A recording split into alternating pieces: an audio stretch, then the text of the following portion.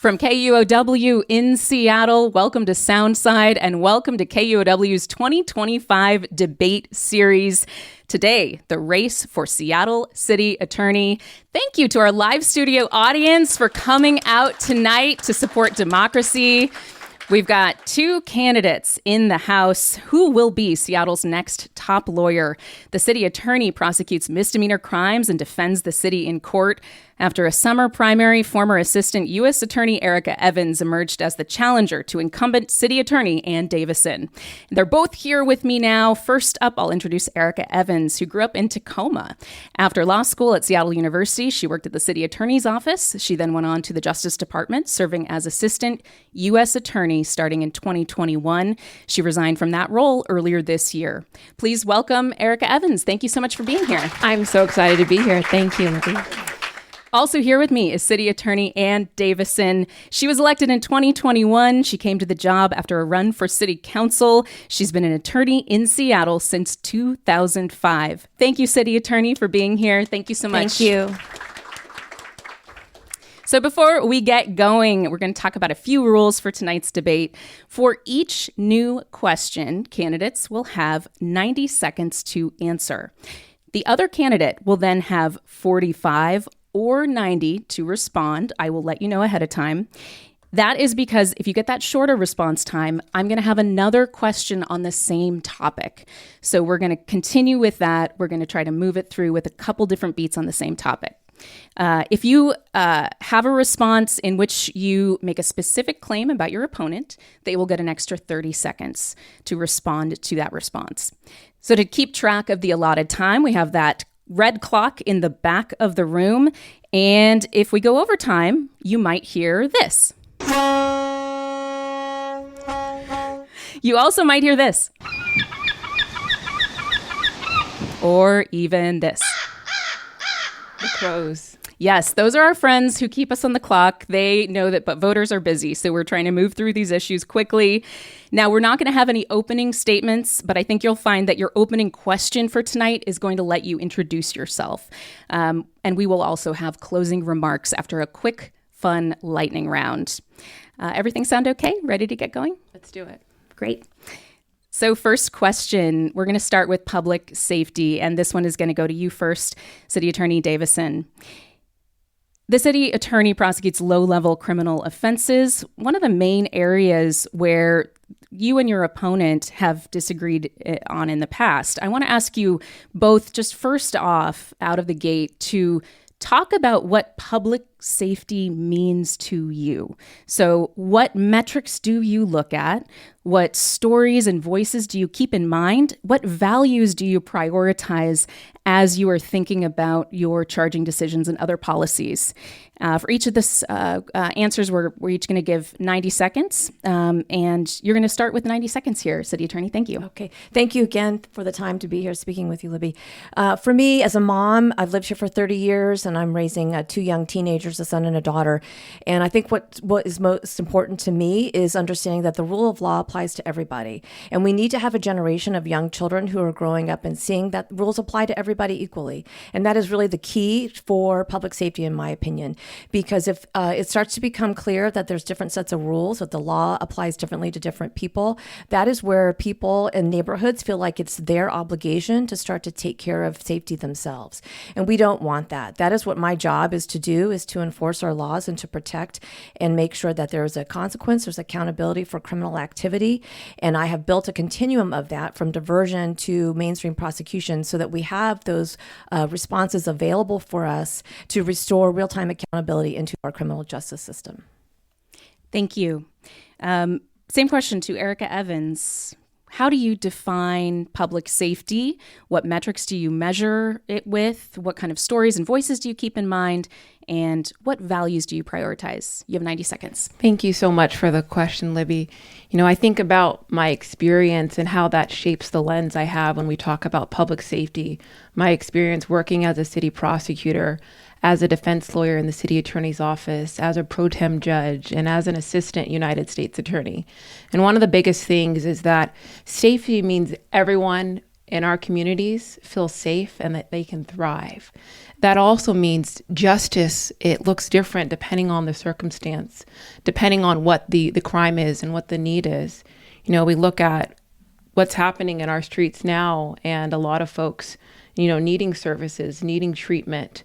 Public safety is nuanced. It's not just a clear, one aspect or another. It really depends on the type of case. But it needs to be something where when we're talking to our community members, folks feel safe and folks feel like they can thrive. And that is justice is applying equally to all, not just the powerful.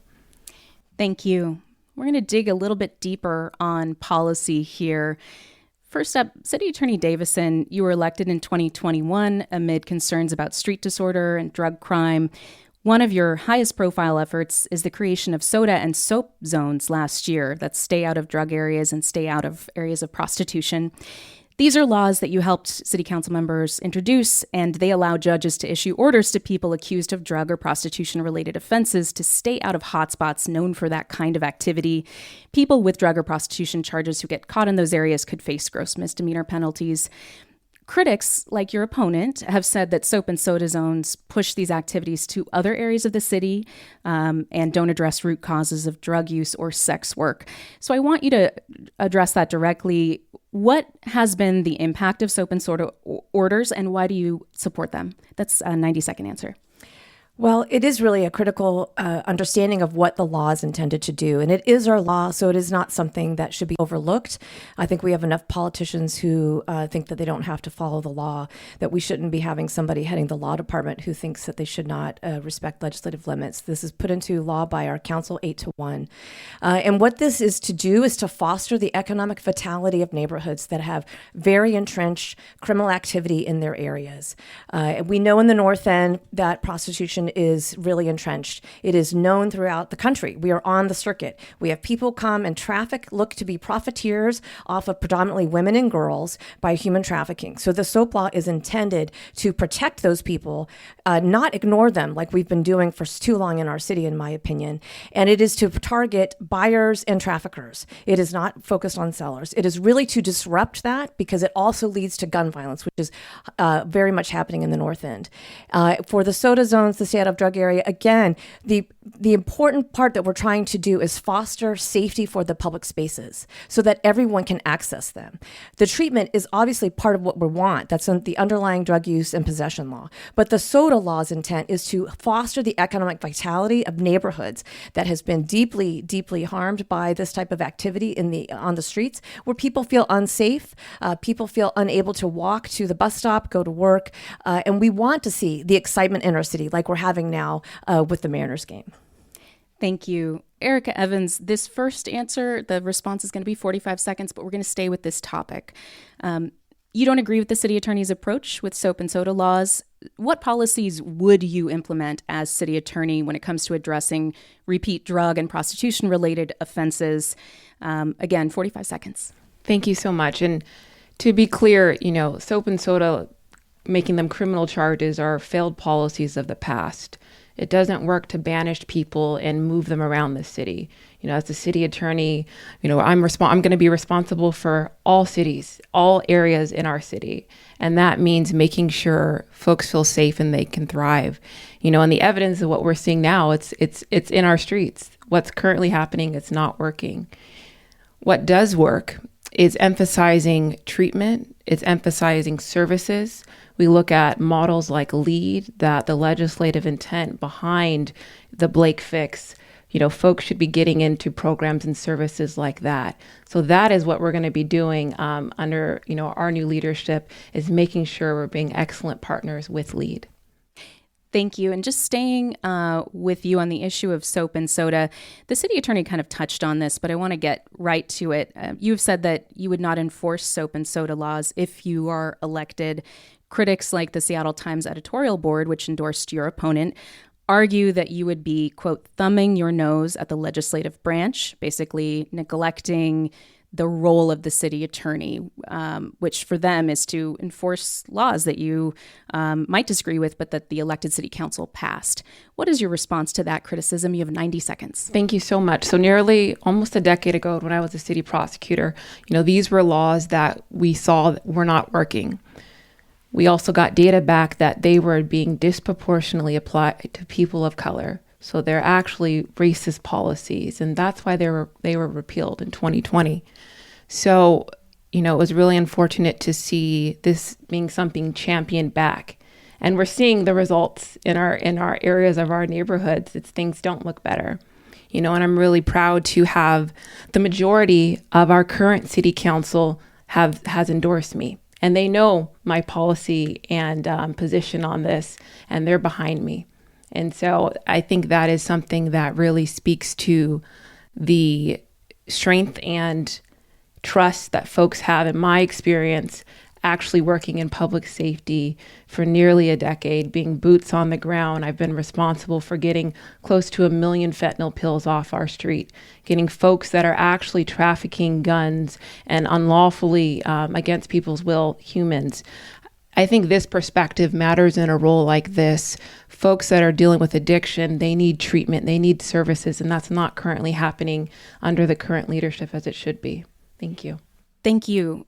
City Attorney Ann Davison, 45 seconds for your last word here. You've heard that these are old policies, that these are things that haven't worked in the past. What is your response? You have 45 seconds. Yeah, I can be quick on this because the old way covered 40% of our 83 square miles of our city, and the SOTA zones today, they make up less than 1/2 of the 83 square miles of our city. These are not banishment zones, which focus on the defendant, is how my opponent describes it. I'm focused on public at large and victims, which are neighborhoods that are having this criminal activity so entrenched.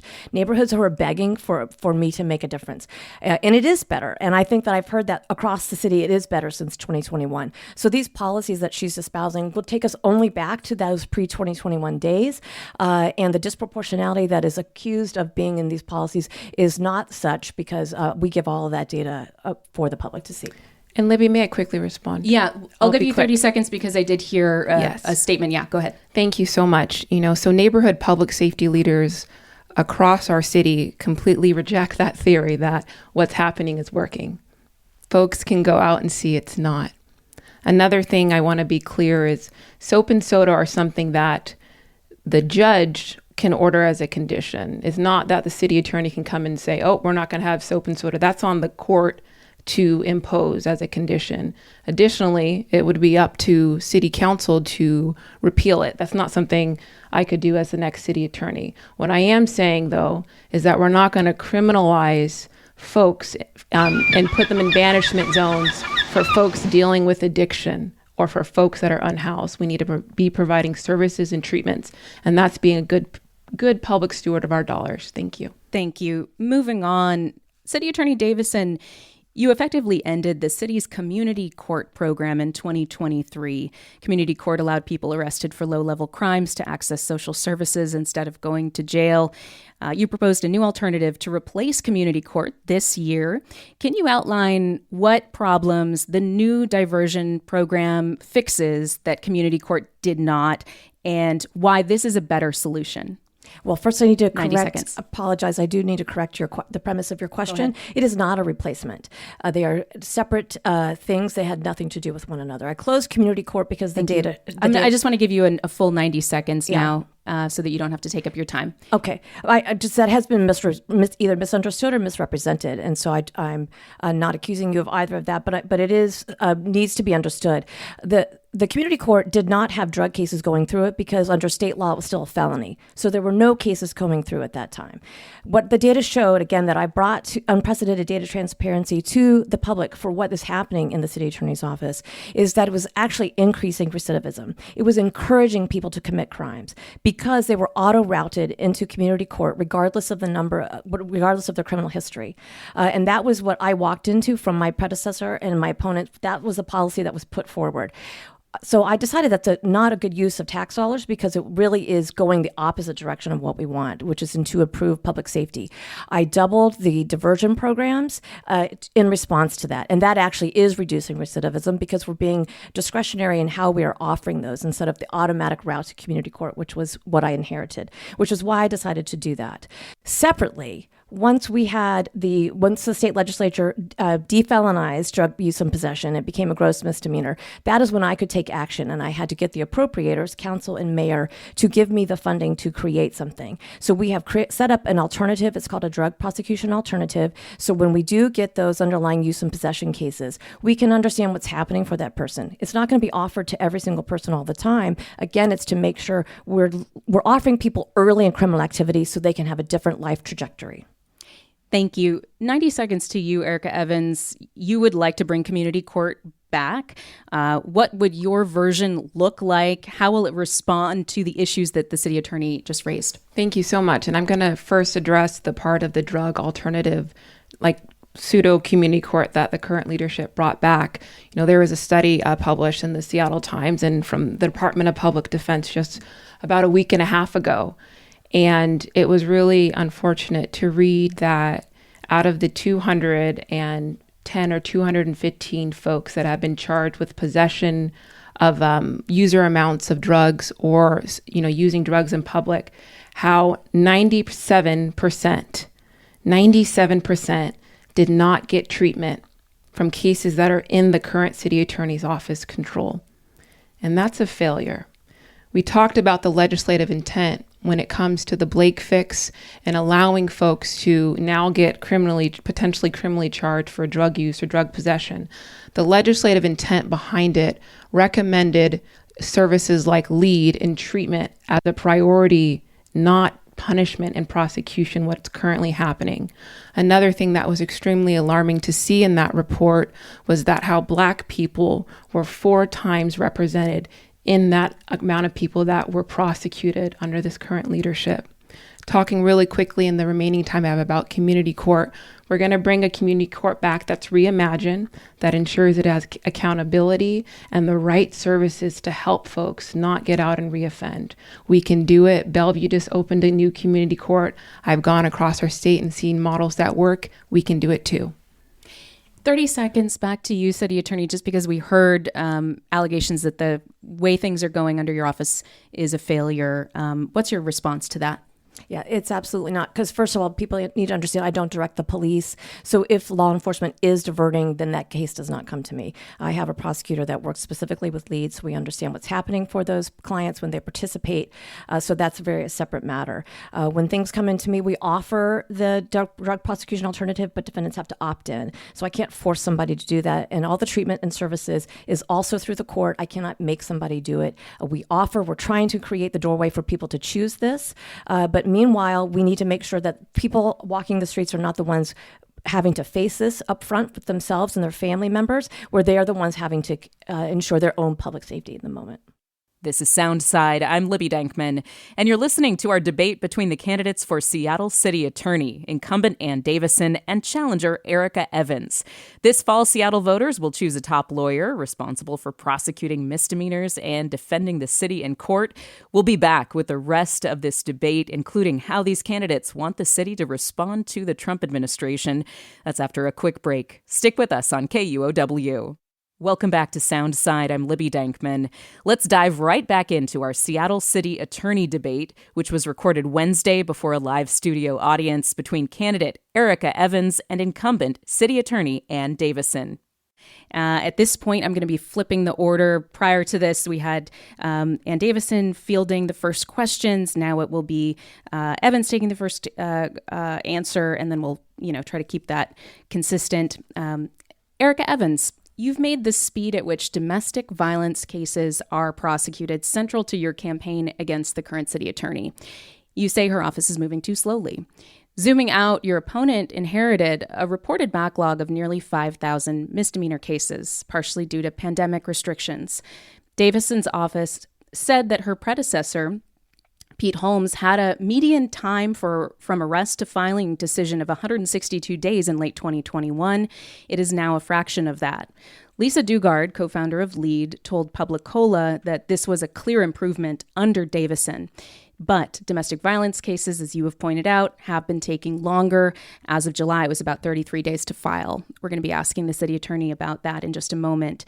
What would you do differently to speed filing decisions if you're elected? That's 90 seconds.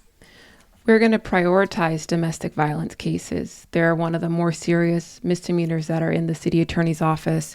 And on average last year, they took 58 days to file and charge. As someone that's worked in public safety for my whole career, I did a domestic violence jury trial just this year. When we are waiting that long to make sure survivors are okay, survivors could end up becoming deceased and dead or killed. You need to act with urgency on these cases, because when someone's essentially arrested, taken out of the home, and released with nothing filed, with no protection order, with no firearm surrendering, it really puts that survivor's life at risk. And so what we're going to do is move quickly on these cases. These are cases I've been boots on the ground working on before, and I think that's the important lens that I bring, an experience that matters when you're leading folks doing those cases. Thank you for the question. Thank you. City Attorney Davison, you'll have 90 seconds here. I know you want to respond about the speed of charging decisions. I just want to set the stage a little bit. Josh Cohen with Cascade PBS reported that on average, before you took office in 2021, your predecessor filed domestic violence cases in roughly 26 days. But last year, your office took, as Erika mentioned, 56 days to file DV charges on average. This year, at the end of July, it was about 33, and maybe you can update us on how that is going now. But can you take us behind those numbers? Why did it take suddenly more time for DV filing to happen? What have you been doing to bring it down? Yes. Again, from the data that I brought forward for the public to see, I can tell you that from 2017, because I want to make sure I understand, I don't blame everything on the pandemic from Pete Holmes and my opponent's time period of running the office. It is from 2017 to 2021, that average was 200 days to file domestic violence. My average since 2022 is around 60. I will tell you the reason why I prioritize domestic violence absolutely is because we do a trauma-informed approach, which means it might take a little bit longer, because we're trying to make sure we understand the facts of the case and what's going on. The second thing is I have, for the first time, because I have applied for a grant, a domestic violence investigator in the city attorney's office. There has never been one in the history of the city attorney's office. I am the first woman, and obviously then the first mom, to serve in this role, the 10th elected city attorney. I absolutely take domestic violence cases seriously. I don't have to have been a line prosecutor to have a vision of how to lead and how to make decisive action so we can restore accountability into our criminal justice system. Having an investigator available for my domestic violence prosecutors is part of what we're building so we can be responsive. When I do get felony declines, of which I do get, strangulation cases that should be felonies that are coming into my office, they are serious cases, and I absolutely take them seriously. Thank you. Could I quickly respond? Sure. Well, I'll give you each 30 seconds on this, because I know it's been a really hot topic on the campaign trail. 30 seconds to you, Erika Evans, and then back to 30 seconds with the city attorney. No, thank you, Libby. As you pointed out, taking over twice as long to file and charge domestic violence cases is putting our public at risk. It's not being a good steward on public safety. I think another big thing that also comes into play with experience and knowing how to move things forward is charging appropriately. We looked at the data from last year. On average, 60% of cases that were set for jury trial under the current leadership ended up being dismissed. And those numbers are way too high. To be clear, as a prosecutor, sometimes dismissal is the right thing to do. But when it's 60%, it means too many things are being charged in the first place that shouldn't be. And that's not being a good steward of our public dollars. Thank you. So I think we're talking about different timelines here. I know Erika Evans said, twice as long to charge. I think she's referencing, and correct me if I'm wrong, that at the end of the Pete Holmes administration in 2021, this was the 26-day average for filing, and then it went to 56 last year. It's back lower than that again now under City Attorney Davison. I hear you, City Attorney Davison, talking about a different timeline, which is the average for the period under Pete Holmes, at least that last term. Is that right? And so we're kind of talking about different numbers. And I know for people listening, it's going to be hard to kind of keep track. So 30 seconds here, just kind of a final thought on where you're at with domestic violence charging and the speed of charging. I find it absolutely offensive to be accused of that I would be slow to prosecute in domestic violence. Again, I'm the first woman to serve in this role. And I have a team of domestic violence prosecutors. This is what they focus on. And I absolutely know that this is a place of generational disruption of violence, of community violence is in domestic violence. That's the space that really makes a difference. So we are taking a trauma-informed approach. And by measuring, is she talking about the mean? Is she talking about the median? Is she talking about this quarter? Is she talking about that year? I'm telling you generally a large big picture view of how the system is functioning on behalf of the city in this space, in the topic of domestic violence. And when I tell you that I brought in a domestic violence investigator, that should tell the people listening to your show, I absolutely prioritize this. Okay, thank you. We do have to move on. I really appreciate that this is an issue that has a lot of weight and passion behind it. And so I want to acknowledge that and thank you both for your exchange. On the subject of background and experience, Erika Evans, I wanted to talk a little bit about that because you were running as a progressive challenger, but this is a criticism from the left that I was surprised to read in The Stranger, where they endorsed you, but they noted that some public defenders may be uneasy about your election, given that your role has been as a prosecutor. And that is, part of that is to get people behind bars. So in The Stranger, they wondered about your record of, quote, upholding a system built for oppression. Do you think you've done that? What is your reaction to that criticism? 90 seconds. No, and I appreciate the question. I think back to experiences and times as a prosecutor where I've looked at cases or I've had cases that went to trial. And I thought, wow, I'm glad I was the person on this case. One in particular was when I was a city prosecutor, and it involved an older African-American gentleman that was called a racial slur and then assaulted. And he was uncomfortable coming forward in the first place for this case and being involved in the process. And he told me after the trial, after we prevailed, how it changed his perspective to see a Black, female prosecutor, not someone that looks like what you would traditionally think of. And I know we mentioned before this role of having prior city attorneys. This role's been around for 150 years. And there's never been anyone that looks like me, never been a person of color ever as our elected city attorney. So I know that it is important for folks with different perspectives to be on both sides. I'm looking in the audience at my husband, who was a public defender for nearly a decade. And, we're needed on both sides of the aisle. And I'm really proud when I think of my work at the Department of Justice, being one of only a few handful of Black women that ever been in that role here in Seattle. And some of my work as one of the 2 civil rights prosecutors holding folks that are committing hate crimes or even law enforcement that are violating someone's rights, leading the investigations on those is work I'm proud of. Thank you. Thank you. Slightly different question on background for you, City Attorney. Having watched and read a number of exchanges, one of the things that your opponent has brought up in the past is what she calls your lack of experience as a prosecutor. And she's blamed that sometimes for possibly why there's a backlog of cases. So I just wanted to give you 90 seconds to talk about your background. Is that a fair critique of you as not having enough prosecutorial experience? I think that my experience is in crisis relief, which is what the city of Seattle was in 2021. When I stood up to run for this office and my opponent chose to quit the city, I chose to stand up and talk about public safety and make it a priority. And I had a vision, and it was to recenter victims in the public safety conversation. Again, as we talked about banishment zones, that's focused on the defendant. And we do need to understand what's happening for people that have chosen to be involved in criminal activity.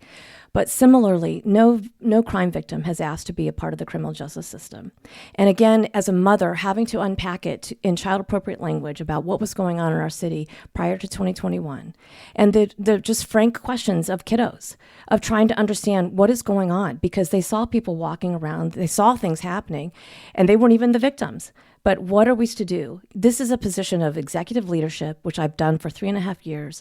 It is a place of vision. It is not one that I need to be in the weeds. I need to have a team around me, people who are experienced and do know the work, of which I have, who stay with me. And that is how we are responsive for the city. Thank you. Can I quickly respond? Okay, if I give you 30, I'm going to give 30 That's back fine. to the city attorney. Go ahead. I was just hearing that I quit the city. No, I was given an amazing opportunity to serve the United States, as an assistant United States attorney, an extremely difficult job for any lawyer to get. And it was a dream job, going to court, saying Erika Evans on behalf of the United States. But that started to shift after the new change in presidency, and we saw civil rights rollbacks. And I saw not enough being done here locally in our city attorney's office. So I'm coming back to make sure we're being good stewards of public safety and always fighting back with urgency and courage. Thank you. 30 seconds back to you. I'm hearing not enough being done. Any response to that? I think I will say again to listeners, does the city feel better than it did in 2021? And for the majority of people, it's yes. There's absolutely more work to be done. Again, I don't direct the police, but I absolutely partner with them. I go on ride-alongs. I've done that since 2022. I did one 2 weeks ago from 6 p.m. on a Friday night till 3 a.m. on a Saturday morning on my own time because I want to understand what they do. That's why they back me and why they want me to remain the lawyer and prosecutor on behalf of the city. We're going to have a final question in that it touches on what you've already brought up here. Erika Evans, City Attorney Davison, when it comes to the Trump administration, has challenged them on issues like unlocking counterterrorism funding, withholding funding to sanctuary cities, anti-DEI executive orders. So I've heard you say that you don't think that there's enough being done or potentially that there wouldn't be enough being done. What would you do if you're elected to respond to the Trump administration? What's the different direction of policy? Yes, thank you so much for the question. It's acting with courage and urgency, because justice delayed is justice denied. The only one that was initiated under the current leadership, happened I think 2 or 3 nights before election night, and it was for an executive order that came out 7 months prior. That's not fair to our city. I'm really honored to have the sole endorsement of our Attorney General, Nick Brown, who's leading the fight against Trump, who has chosen, our campaign, this campaign, to partner with, to be that fighter that we deserve right now in our city. And that's the difference, is we're going to be proactive and be ready to act with urgency and the courage that you all here deserve. Thank you. 90 seconds to you, City Attorney. A lot of criticism I've heard directed at you during this campaign has involved party affiliation. And this kind of stems back in 2020, you left the Democratic Party, you became a Republican. This city attorney position is nonpartisan, but a lot of ink has been spilled. People have been talking about whether or not this is going to hurt you in this election, running in a really deeply blue city. So I want to hear from you.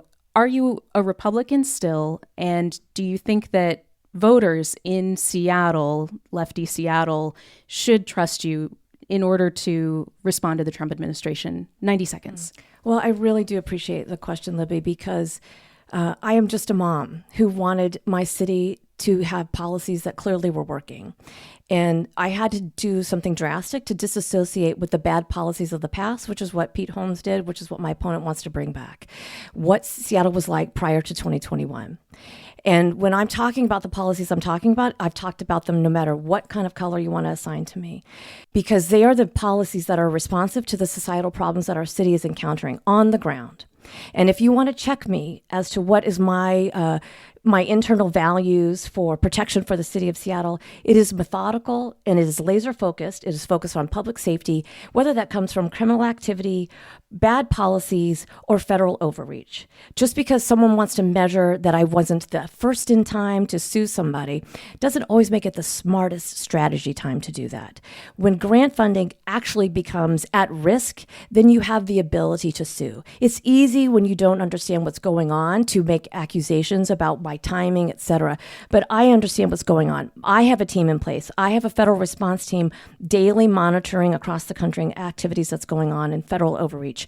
I have the team ready to go day one, not a team I would have to build because I would be new to the office. I have been doing this since he's been in office. Okay, 30 seconds to you, Erika Evans. Just final thought here on, especially with National Guard potentially being sent to Seattle, your plans, your response on day one with the Trump administration. Yes, I'm thinking you mentioned the National Guard. It's a matter of when, being ready with a temporary restraining order, TRO, partnering with our Attorney General, Nick Brown, because the National Guard coming in violates the 10th Amendment, clear as day. And we're seeing just attacks that are coming in that haven't come in yet. Being ready to go is something that, the coalition we have behind us trust in this campaign and this leadership and this experience to be the person that our city in the moment requires. Thank you. Thank you. 30 final seconds here on especially that issue of the National Guard and what you would hope to respond with in your first hours if you hear that they're coming. We're absolutely prepared. As I said, we've been monitoring things every day. We have a team that is focusing on this, and we don't need them. And I want to make it clear that I have been out there saying public safety is improving. Crime is going down in the city of Seattle. I can tell because I have the data to show it. Things are going down. Theft is down 11%. Misdemeanor assault is down 15% both of those since I took office. We do not need them here. We have a law enforcement that is out of our consent decree. They partner with me. We are building the functionality of our criminal justice system, the public safety response when law is not being enforced. We are there to be hold people accountable. We do not need the Guard here, and I'm ready to go. Thank you. Really quickly, we're going to move on to the lightning round before we have closing statements for our candidates here. And that is the lightning round sound. Thank you so much. We're looking for really quick couple word answers here. It moves quickly. One thing that we've been asking all city candidates, one name, Bruce Harrell or Katie Wilson. Erika Evans first. The city attorney is the lawyer to the mayor, and the ethical rules for lawyers not to discuss or mention future clients. And so to be professional and to ensure that integrity of who the voters choose, we are going to be an excellent advisor to whoever is mayor that our voters are going to choose. Thank you for that. All right. Quicker lightning round next time, but I understand why you wanted to explain. Bruce Harrell or Katie Wilson, city attorney? I similarly think it's irrelevant who I vote for. We've asked folks in the past where they like to go out to eat in the city. We've asked them where they like to spend time. This one's a new one. What is your favorite grocery store in Seattle? Ann Davison. PCC. Do you have a favorite That's where I got location? my pumpkin scone I told you about that nice. I ate earlier today. You breakfast. Okay. PCC, favorite grocery store. Erika Evans, what's your favorite grocery store? Co-op on Madison. Nice. Okay, you've got a free couple of hours in the middle of a hectic campaign season. I imagine that is just a dream for you right now. But if you wanted to go out and touch grass, what is your favorite walk in the Seattle area, Erika Evans? Favorite park or favorite walk? We're saying walk, but it's a lightning round. Just however you want to take it. Walking my dogs with my husband in Eastlake. Beautiful. Favorite walk in Seattle? On the soccer field. Say you have some pretty annoying, noisy neighbors. You've talked to them about their noise, but they are not going to quiet down. It's been a few months. You're tired. You're frustrated. So do you suffer through it? Pick up a new, very loud instrument, say a trumpet for a hobby? Or do you call the police with a noise violation? Ann Davison and then Erika Evans. My son's a drummer, so I might be the recipient of, but it's always to go and make friends. Erika Evans. I agree with that. We can go talk to them. Okay, final question. If you were not here for this debate tonight, where would you rather be? I think I can already guess because there's a certain costume situation. Ann Davison's wearing a costume. No, I didn't mean it like that. It's a wonderful Mariners t-shirt, but I'm asking the question anyway. Where would you rather be tonight? At T-Mobile for the Mariners game, or Climate Pledge for the Dua Lipa concert, or special extra option, home on the couch with your cozy pants on? Erika Evans, then Ann Davison. At the Mariners game. Historical Mariners game. Nice. I I will say Mariners to make myself sound cool, but it might be cozy pants. It might be cozy pants. With the game on. Yes, with the game. Exactly. Okay, final minutes here. We have made it through the city attorney debate. One more thing. Producer Gabby and I flipped a coin ahead of time, and we're going to move to closing statements. Erika Evans will go first, and your 1 minute starts now. Thank you so much. So I appreciate you all for being here. Thank you, KUOW. Thank you to the audience. Thank you to my opponent, my husband, and campaign manager and finance team that's here. I believe we should be living in a city that is a place where we can all thrive and feel safe. And I think about the importance of having leaders that have the courage to fight back. And for me, that stemmed from folks like my grandparents, my grandfather, who was a gold medalist Olympian in the 1968 Olympic Games. And he raised his fist to protest the injustices in this country. And that's the same courage that runs through my DNA. I bring with our team, bring with my experience, a whole coalition of folks that are behind us.